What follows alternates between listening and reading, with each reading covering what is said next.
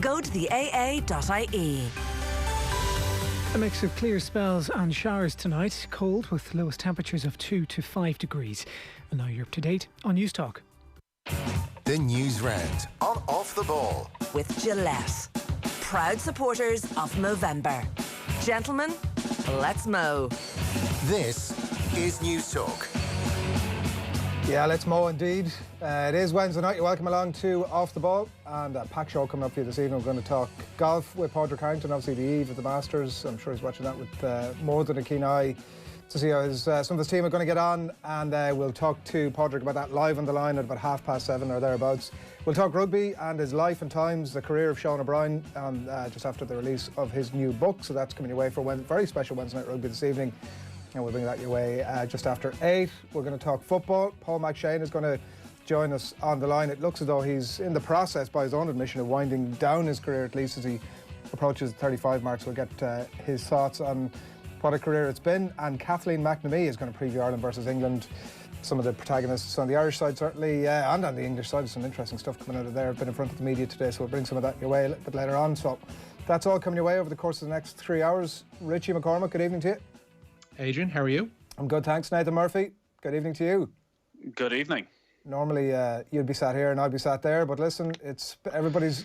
the listeners can't always get what they want. Everybody's preparing themselves. There's another word in the top of my mind that I couldn't shake there for a second, Nathan. Preparing themselves, and an inappropriate word. It would have been an inexactitude to use at this time of the day to indicate to people getting themselves ready for the Masters. You're excited, and we'll come to that for you in a minute, but I think other people... The people who are watching us this evening will be perhaps unaware, given that we're, 11 days into Movember, and you just look as if you've got that 5 o'clock shadow going on. I have to say, your growth has been a bit of a source of disappointment for me. I had you out front as the front runner of what Movember should look like. Well, firstly, I am doing Movember by and large in the spirit where I started from nothing. So for the first time in, I think, 12 years, I got the Gillette razor out and was clean shaven, which is what you're meant to do. I've seen other off the ball staff members such as Shane Hannon who just kept the tash that was there and stuck with it, which is cheating essentially.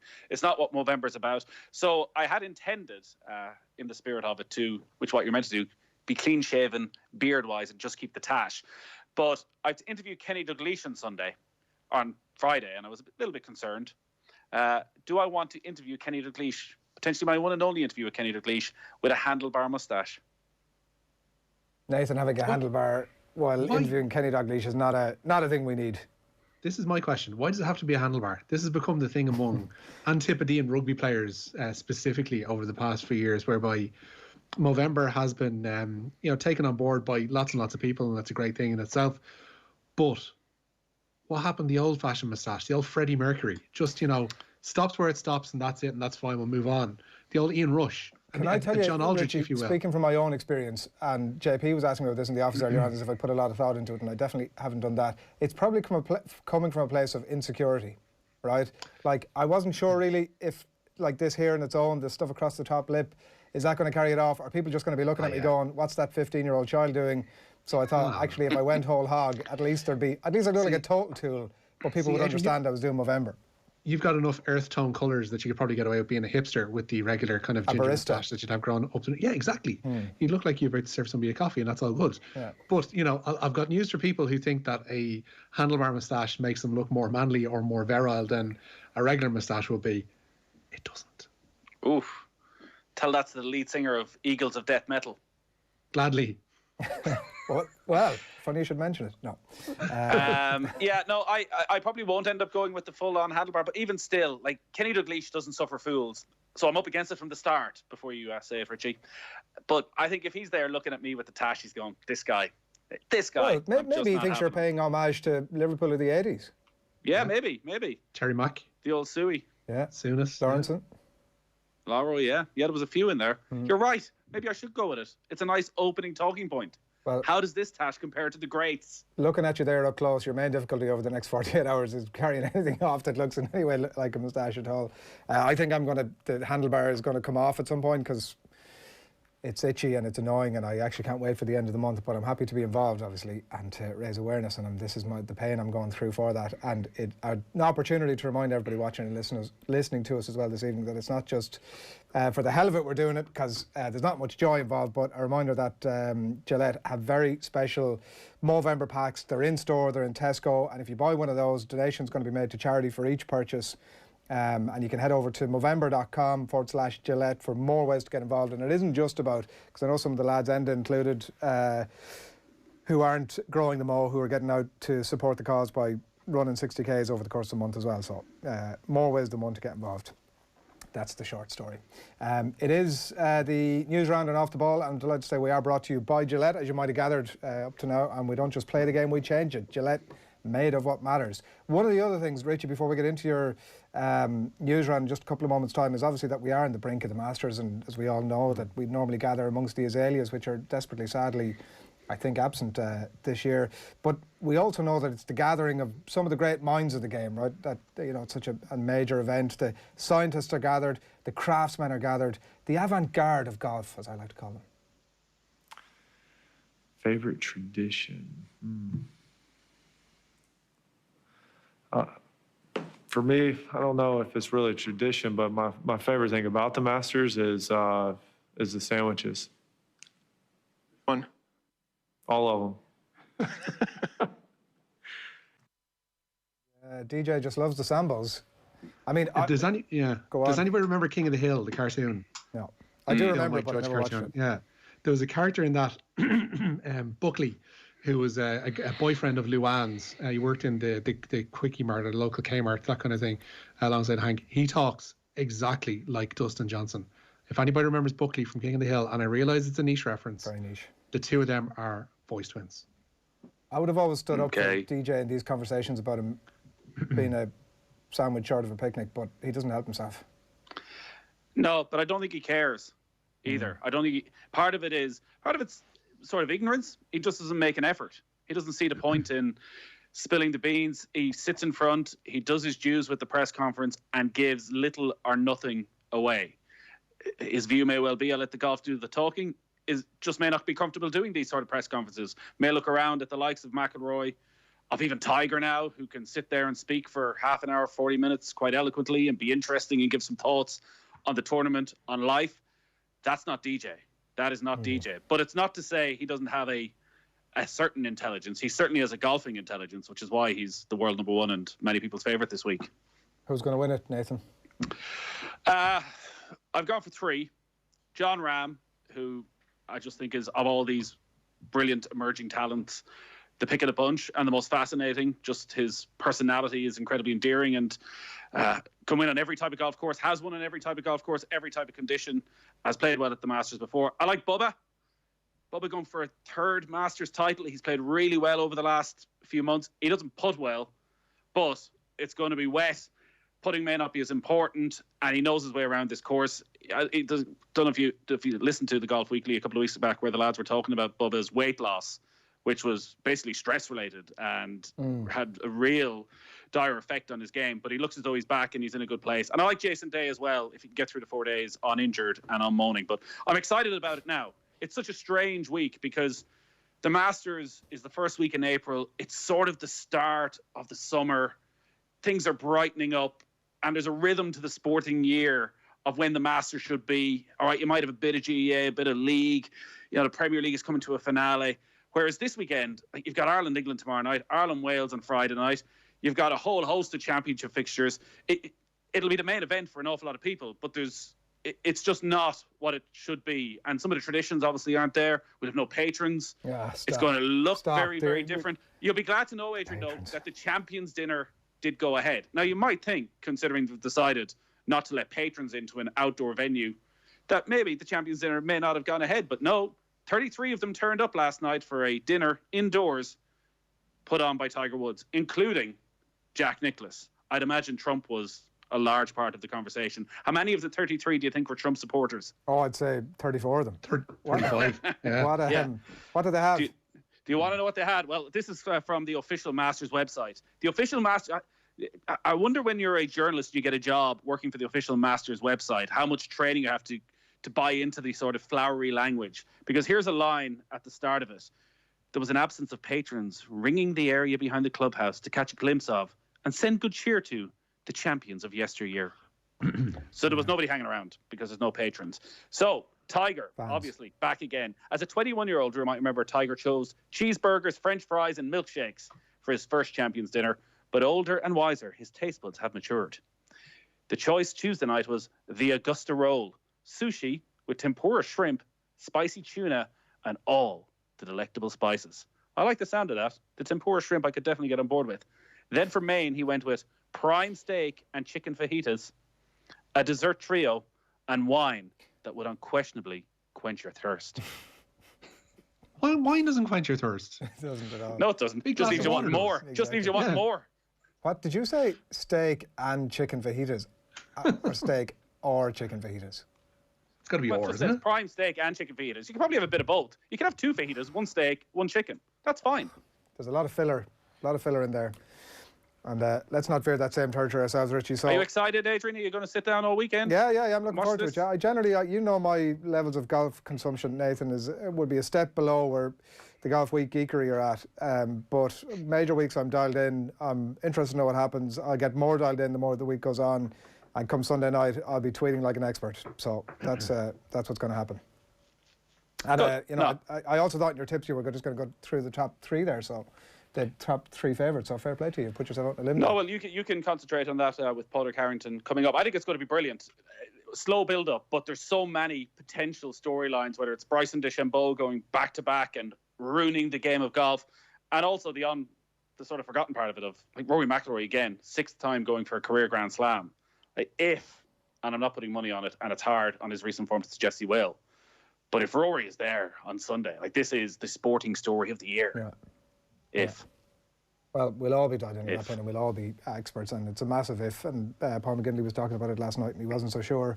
We'll get Padraig Harrington's thoughts on it in around 20 minutes or thereabouts. But Richie, you're going to big sport upcoming, the latest from the Ireland camp.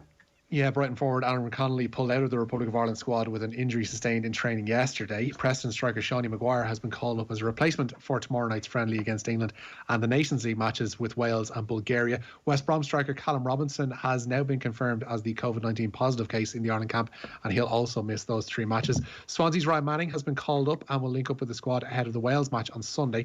Ireland boss Stephen Kenny says the manner of Connolly's injury is particularly frustrating. Aaron will be a terrific player for us, for Ireland. You know, he's really trying. You know, he came in, and the frustrating part of Ireland's injury is that he'll only be ruled out for 10 days. You know, it's only a 10-day injury, and it just happens that we've three of those games in that period. So it's a very minor grade 1 hamstring strain, very minor, that will only rule him out for a short period. But it was just a deceleration in a training game, and I think it was just very unfortunate for Aaron. And it's you know, that's the way it goes. But it opens opportunities. Adam Ida comes into the picture, and Ronan Curtis and James Collins. So they certainly come into the picture. Yeah, you can nearly tell by his body language there that he's like probably more frustrated than Aaron Connolly about all this, because so far he's not been a lucky general. It's just week after week. Callum Robinson and Aaron Connolly probably would have started. The way he's talking there and the way he spoke after McGoldrick retirement is that Connolly would have played straight down the middle, if not tomorrow night, in the 2 games that are actually of importance in terms of Nations League and rankings and all of that. So he just can't catch a break. He's getting a lot of players game time. He's experimenting in a way he probably didn't expect to or didn't want to. But like, when is he going to get his best 11 out on the pitch at the one time? It's so frustrating. And tomorrow night's a strange game. It doesn't feel important really in any way. An empty Wembley. Is there any great animosity between Ireland and England anymore? The players know each other quite well. Half their players used to play for us, all of that jazz. As long as it's not a bad night. I think it was touched upon by Vinnie Perth earlier that, like, England, I don't think they'll go at full strength either. But, you know, if they wanted to go with a front 3 of Rashford, Sterling and Kane and took this seriously, could do serious damage. I don't think it'll be a particularly exciting game. Both sides want to get a bit of game time under a certain amount of players, and you just hope Ireland come away without any more injuries, and then we'll probably see the first choice team on Sunday. But he's in that position. Like, we see Joe Gomez is injured, could be out for several months. Like, how many players is he going to use over these 3 games? How many players will he still have available this night next week when they play Bulgaria in probably the game that matters most? So these international breaks are just such a mess at the moment. I would have thought that it was the main reason to have gone on your hands and knees to David McGoldrick like this, and one more is out and suddenly, and maybe he's saying, I'm pushing on, I just don't want to be involved, I want to prolong my career, but you would have thought you would fight tooth and nail for this exact reason to keep him involved. I think I would say Stephen Kenny did ask the question, but you got to remember Slovakia was the end of that journey. It was the end of that campaign, and that's what David McGoldrick had said. So McGoldrick isn't thinking about the draw next month for the qualifiers. He's thinking about, will I still be around come Qatar this time 2 years, hopefully? And he's probably thinking, no. And will I be still a Premier League player if I start doing that? Probably not. Either way, this is an experimental time. You hope Ireland can hang on to the second seeding for that draw and get enough results over the next week. But it does give a chance suddenly again for Adam Ida to get a game, probably start a game by the sounds of what Stephen Kenny's saying there, in a big important match up against good quality opposition. So it is the start of a new process for Ireland. It doesn't feel like it because of the way the calendar has gone. So yeah, we move on from McGoldrick, and I just hope that there is a result and even a goal at some stage over the next week. He'll be back, absolutely guarantee it. Richie, big news and some controversy in the English camp today as well. Yeah, Nathan touched on it there. England's preparations for tomorrow night's friendly at Wembley brought more bad news for Liverpool. Joe Gomez suffered what England are describing as a knee injury, the severity of which we won't know until he returns to his club Liverpool for further assessment. Liverpool, as we know, already without long-term absentee Virgil van Dijk, while stand-in centre-half Fabinho is rehabbing a thigh injury. Joel Matip has only returned from injury, and Trent Alexander-Arnold also looks like he's set for a spell on the sidelines. And then some news from the Ireland under-21s. Yeah, Jim Crawford calling up Accrington Stanley's Ryan Cassidy for the first time ahead of the 2 under-21 European Championship qualifiers with Iceland and Luxembourg. Cassidy replaces Celtic's Jonathan Afolabi, who's been ruled out of both games due to injury. Meanwhile, Paddy McBrearty's been past fit for Donegal's Ulster semi-final clash with Armagh. The forward hasn't played since football's resumption due to a leg injury. Neil McGee's also fit despite picking up a knock in the win over Tyrone. However, Paddy McGrath is out of that game at Kingspan Breffni with a soft tissue injury. Donegal manager Declan Boner says his side are chomping at the bit for Saturday's game. What I can see on the training ground is really strong at the minute, and the lads really pushing hard to get into that first 15, to get into that 20, to get into that 26, and that's all you can ask for. And as I say, we are aware and we've done our homework no more than any other team on Armagh, and we've looked at their strengths and you know where they can be got at, and as we would do in preparation for any game, whether it be league, championship or whatever, in terms of we have one more training session left, and you know, decisions will be made then after that in terms of the starting 15, and you know where we can really hurt Armagh, and you know where the dangers come from Armagh. There's plenty of them dangers that we have identified already. So yeah, we've got to be really switched on for a real championship affair, probably on a heavy pitch in Breffni on Saturday afternoon. So it's going to be another match, I think, that's going to go down to the wire, probably going to go down to that last quarter, and we've got to be ready for that again. Yeah, it should be another belter. Nathan, your top 3, what's your own power rankings? Are Mayo second or third? Well, I've changed tack this year, where ordinarily for the last decade I always would just put Mayo first and pray and hope for the best that it came true. I was on OTB AM, and I think Dublin are still strong favourites. I know everyone's trying to pick holes, and maybe a one-off game, terrible conditions, maybe you get one over. So I think Dublin, how can you not have Dublin number 1? 5 in a row. All of that. Yeah, they've lost a couple of players. Dublin are well out in front, number 1. Yeah, I think you'd have Mayo number 2. Yeah, Mayo number 2 ahead of right Donegal, now. Really? Yeah, I think you'd have Mayo. On what basis? It's Mayo. But on what basis? There's a bit of magic. When we enter this time of the year, when we get to the knockout stages, and also Mayo don't have to play Dublin until the final, provided, of course, they beat Galway and either Tipperary or Cork. They beat a shocking Roscommon team. What turned out to be a shock? Or did they make them look shocking? Likewise, they beat the Galway team in the league. Or did they make them look... Did they just make Galway look poor? No. Roscommon were terrible. They were turning back. And what did Donegal do? What did Donegal do? 7 points just down. About stuttered over the line. Well, against an impressive team. Really? Yeah. No. You were talking up Mayo now. This is something seriously wrong with this year. Forget the pandemic. I think this is bonus. This is bonus. A bit of magic, Richie.